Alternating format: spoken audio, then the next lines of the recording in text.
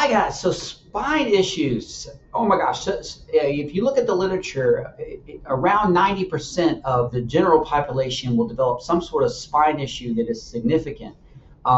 Pain, sciatic symptoms, whatever, at some point in time in their life. Now, of that, about one third of the people go on to develop more chronic, long-lasting symptoms.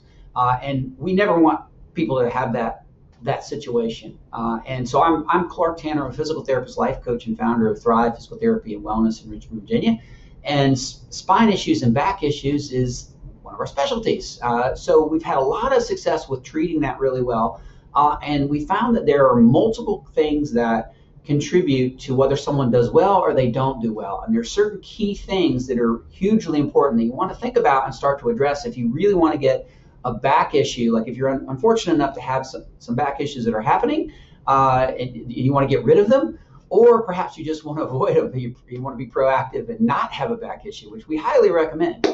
So I wanted to talk to you real quick about an algorithm that we have found works very, very well for people in terms of components to think about. Okay, so I'll tell you what they are, and then we'll go through them real quick. Okay, so spine health algorithm. First and foremost, and then the top of the list is mindset.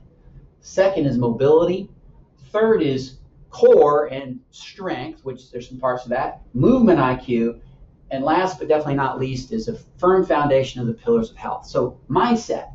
Mindset is huge, and that's part of why we listed it first. So there's been a lot of really great research over the last 15 to 20 years around the physiology of pain and what happens when people start to experience pain and what the chronology of what that is.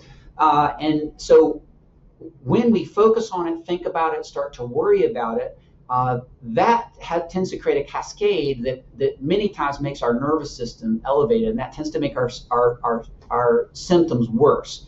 So one of the most important things is to A, understand that, and B, start to know how to get your mindset towards something where your brain actually starts to help your nervous systems calm down and helps you steer you away from symptoms. And there's some process in terms of how to do that effectively. But mindset is the first key component of solving any chronic pain situation or any pain situation or any injury situation, particularly spine issues, starts with mindset.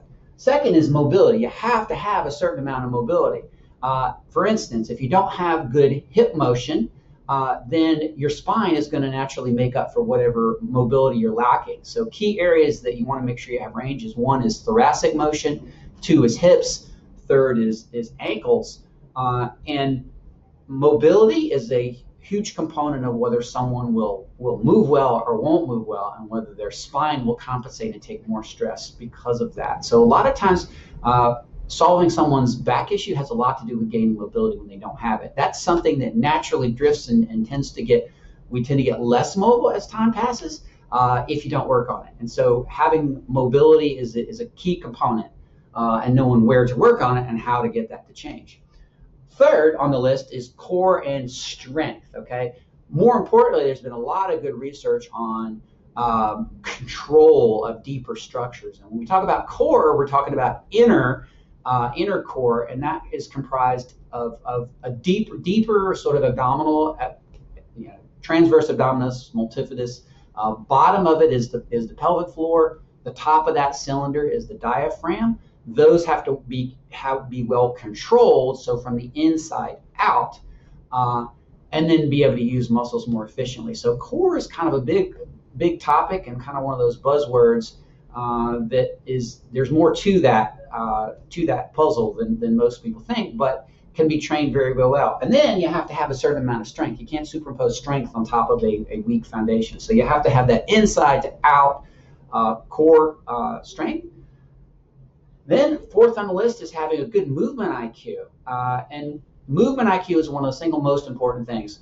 Ultimately, anytime we work with physical therapy, we're trying to get over a back issue or prevent a back issue, you have to be able to move well. And how we sit, how we stand, how we lift, how we move puts more stress on our tissues versus less stress, depending on how efficient we do it.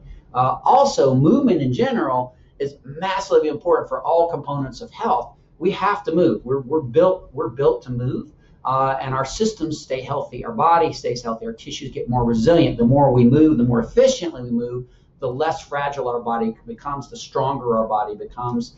And also it affects our brain chemistry. So movement IQ and the ability to move, and that we do it with a degree of regularity, is hugely important of these components. So part of having good mobility, strength, and all that, the major goal is to get you where you move well. The result of that is to move better. And then last, but definitely not least, is you have to have a firm foundation of the pillars of health. Well, what are those? When someone's had an issue, a long-standing issue with the back issue, usually like the physical stuff is a lot of times just the tip of the iceberg. Many times it's rooted in not sleeping well, not having good nutrition, having very, very poor fitness, multiple components of that. You have to have a certain base level of foundation in areas of nutrition, in fluid intake, in sleeping patterns, because that if you don't sleep well, then nothing heals well. It tends to increase our inflammation. So you have to have a certain degree of functionality on a base level in the pillars of health, because that's kind of the tide that raises all ships.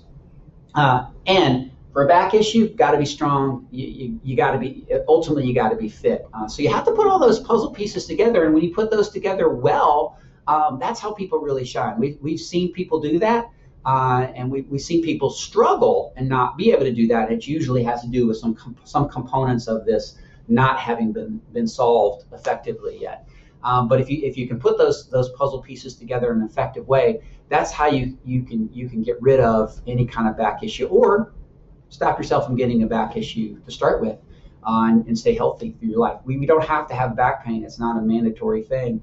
And if you do these things, not only are you less likely to have an issue, but you can feel better, be more happy, be able to do more things, be more physically capable, and it's a better, more exciting way to live anyway. So anyway, guys, thanks for listening. So that's your spine health algorithm. What I would challenge you to is just give some thought to it. In these areas, are these areas, are you weak in one of these areas? Do you understand what moving well means? Do you understand components around mindset, how that feeds into pain? Do you feel like you have a degree of mobility? Do you have a decent foundational pillars of nutrition, health, fluid, sleep, all of those things, doing things that you enjoy, exercise, fitness? Do you have a foundation there? And then work on your deficit areas and work towards improving it, so that you get any back issues, or you prevent any back issues from ever happening. So anyway, guys, thanks for listening, and everybody keep on thriving. Take care, guys. Bye.